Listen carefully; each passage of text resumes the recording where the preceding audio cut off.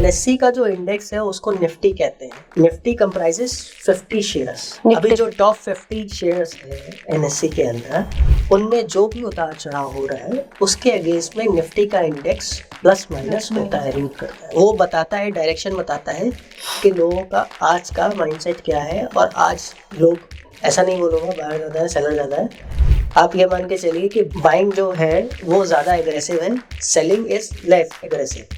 अगर मार्केट में तेजी है और मंदी है तो आप ये मान सकते हो कि sellers are more aggressive than buyers.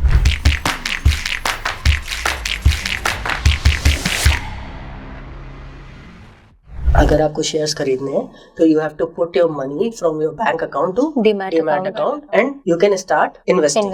जो म्यूचुअल फंड है वो डाइवर्सिफिकेशन, एलोकेशन, सब चीजों का ध्यान रखता है, एसेट एलोकेशन का भी ध्यान रखेगा। और जो फंड मैनेजर होते हैं they are well aware about the market. Normal practice क्या है कि जो अकाउंट ओपनिंग होती है आज के डेट में वो free of cost, but annual maintenance charges के नाम पे कंपनीज चार्ज करती हैं, क्योंकि डीमैट अकाउंट मेंटेन करने का एक खर्चा सेबी को जाता है। पर जैसा कि हम लोग स्टॉक मार्केट में जाएंगे तो हमने ये भी सुना है निफ्टी जानना था कि निफ्टी क्या होता है। ओके, स्टॉक मार्केट में जैसे कि मैंने आपको बताया कि बहुत सारे शेयर्स होते हैं, ठीक है। क्या होता है कि जैसे आप बुक कोई पढ़ते हो तो बुक का रूट कौन बताता है कि कौन सा चैप्टर कहाँ पे है? यस। क्या होता है? Table of content. टेबल और कंटेंट और इंडेक्स। यस। उसे आप कुछ भी कह सकते हो। तो जो इंडेक्स होता है वो ये बताता है कि what is the direction of the stock market और what is the direction of the market, what are the sentiments are going on between the buyer and sellers, ठीक है। तो इंडेक्स जो होता है उसे निफ्टी कहते हैं। एनएससी का इंडेक्स निफ्टी है। आज की डेट में इंडिया में 2 एक्सचेंज हैं जो कि पॉपुलर है इक्विटी ट्रेडिंग के लिए। पहला एनएससी, दूसरा BSc. NSE stands for National Stock Exchange and BSE stands for Bombay Stock Exchange. Bombay Stock Exchange is the oldest exchange in India, ठीक है। और NSE जो है आज के डेट में it is the latest stock exchange of India. ज़्यादातर equities के जो शेयर्स हैं वो NSE में लिस्टेड है और NSE में ही वॉल्यूम्स ज़्यादा होते हैं। तो NSE का जो इंडेक्स है उसको निफ्टी कहते हैं, ठीक है। Nifty comprises 50 shares. अभी जो टॉप 50 शेयर्स है एनएससी के अंदर, उनमें जो भी उतार चढ़ाव हो रहा है उसके अगेंस्ट में निफ्टी का इंडेक्स प्लस माइनस होता है, रीड करता है। वो बताता है, डायरेक्शन बताता है कि लोगों का आज का माइंडसेट क्या है। और आज लोग, ऐसा नहीं बोलूँगा बायर ज़्यादा है सेलर ज़्यादा है, आप ये मान के चलिए कि बाइंग जो है वो ज़्यादा एग्रेसिव है, सेलिंग इज लेस एग्रेसिव। अगर मार्केट में तेजी है और मंदी है तो आप ये मान सकते हो कि sellers are more aggressive than buyers. तो निफ्टी एनएससी का इंडेक्स है। इसी तरीके से बॉम्बे स्टॉक एक्सचेंज का जो इंडेक्स है उसे कहते हैं Sensex. Sensex comprises 30 shares. Top 30 जो शेयर्स हैं बॉम्बे स्टॉक एक्सचेंज में, उनका सेंसेक्स होता है। हाँ, उनका सेंसेक्स होता है, उसके हिसाब से सेंसेक्स मूव करता है। इसके अलावा और भी बहुत सारे इंडेक्स हैं। बैंक निफ्टी जो कि बैंकिंग सेक्टर के लिए है, ठीक है। PSU, तो वो बहुत सारे अलग अलग इंडेक्सेस हैं। वो आप देखोगे जब मार्केट में आप इंटर करोगे और अपना अकाउंट खोलोगे तो वहाँ पे आपको समझ में आएगा और कौन कौन से एक्सचेंजेस हैं। सर निफ्टी सुन लिया, सेंसेक्स के बारे में बात हो गया, अब हमें जानना है कि ETF क्या होता है। ETF, yes sir. ETF का फुल फॉर्म होता है एक्सचेंज ट्रेडिंग फंड, ठीक है। एक्सचेंज ट्रेडेड फंड्स क्या होते हैं?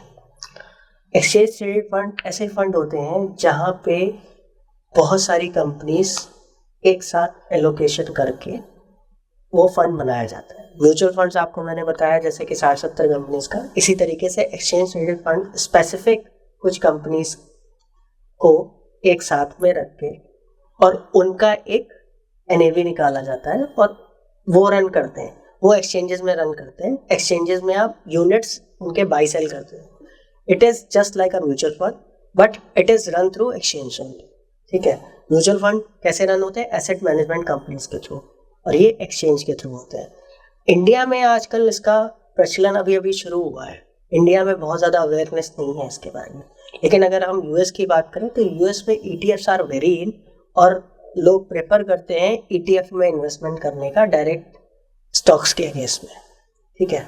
अभी यहाँ पे भी इंडिया में भी बहुत लोग इन्वेस्ट करना शुरू किए तो जैसे कि इंडिया में अगर मैं बताऊं कोई निफ्टी 50 हाँ। इंडेक्स है, अब उसके अगेंस्ट में आपको निफ्टी 50 के शेयर्स को खरीदना है, तो आप निफ्टी के ETF को खरीद सकते हो। निफ्टी के ETF है निफ्टी 20, ठीक है। इसी तरीके से निफ्टी नेक्स्ट 50, मतलब कि जो 50 शेयर के बाद में अगली 50 कंपनीज हैं जो टॉप की, उन्हें हम निफ्टी नेक्स्ट 50 कहेंगे। उसका जो ETF है वो है जूनियर 20, ठीक है। तो Nifty ETFs are very safe to invest in, because वहाँ पे 50 शेयर, 40 शेयर, 20 शेयर ऐसे पूरा मर्ज होके एक साथ आपको एक बकेट मिल जा रहा है। तो वहाँ पे अगर मान लो 2 स्टॉक्स में कोई दिक्कत भी आता है, कोई ग्लिच भी आता है, तो उसकी वजह से आपका पोर्टफोलियो पूरा हिलेगा नहीं, ठीक है। तो ETF is a very important thing. इसके अलावा जैसे नवरत्न है, इंडिया की नवरत्न कंपनी है, उनका ETF है, गोल्ड का है ETF, सिल्वर का ETF है, और धीमे धीमे और भी सेक्टर में ETF लॉन्च करेंगे। Okay sir.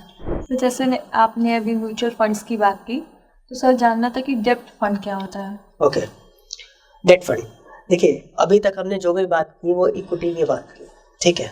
अब हम डेट की बात करते हैं। डेट से आपके दिमाग में यही आता है कि interest, yes right, fixed income, ठीक है। तो फिक्स्ड इनकम प्रोडक्ट्स क्या होते हैं और वो कैसे आए? तो अब ये डेट फंड जो है वो म्यूचुअल फंड के थ्रू भी हम कर सकते हैं। म्यूचुअल फंड हमसे पैसा इकट्ठा करता है और वो 100, 200, 1000 करोड़ जितना भी है उनके पास में वो इकट्ठा हो गया। अब वो उसका करेगा ऐसे है कि जितनी भी बड़ी बड़ी लिस्टेड कंपनीज हैं उनको वो डेट देता है, ठीक है। तो इसमें शॉर्ट टर्म, मिड टर्म और लॉन्ग टर्म, ये 3 तरीके के डेट फंड्स होते हैं, ठीक है। तो शॉर्ट टर्म मतलब 1 दिन से लेके 3 महीने तक, मिड टर्म मतलब 3 महीने से लेके 1-1.5 साल तक का, और लॉन्ग टर्म उससे बड़ा, ठीक है। तो अब टाटा को मान लो कि टाटा एक 10,000 करोड़ की कंपनी है, टाटा मोटर, ठीक है। 10,000 करोड़ की कंपनी को अभी कोई भी एक प्रोजेक्ट आया, कोई भी ऑर्डर मिला किसी कंपनी से कि भाई आपको मुझे 1000 कार्स इतने टाइम में डिलीवर करनी है। उसके लिए क्या चाहिए? मटेरियल चाहिए, कॉस्टिंग चाहिए, ठीक है। उसको एडिशनल फंड चाहिए और उसे पता है कि 6 महीने में ये हमें डिलीवर करना है और 6 महीने बाद हमारा पैसा फ्री हो जाएगा। तो वो म्यूचुअल फंड के पास जाएंगे और म्यूचुअल फंड से कहेंगे कि 1000 करोड़ या 500 करोड़ जितना भी पैसा रिक्वायर्ड है वो उनसे लेंगे, और they will pay mutual fund a fix rate of interest, ठीक है। तो 10%, 12%, इट कैन बी एनीथिंग, ठीक है। वो उस पर इंटरेस्ट चार्ज करेंगे।